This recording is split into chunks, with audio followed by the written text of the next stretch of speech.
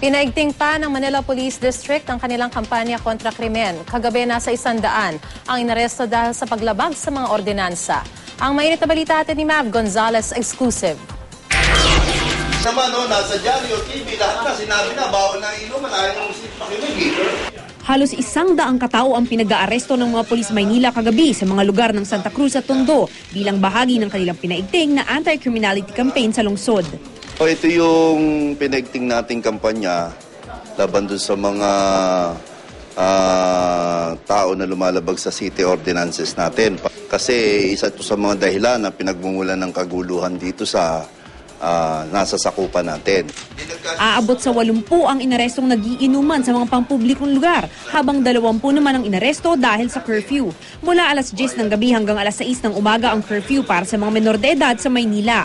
Ayon sa mga otoridad, mas marami ang umiinom sa daan pag weekend at walang pasok. Karamihan sa mga inaresto, pinakawalan din matapos mailalim sa orientation at mangako ang mga ito na di na ulit lalabag sa ordinansya ng pamahalaang lokal. Mav Gonzalez, GMA News.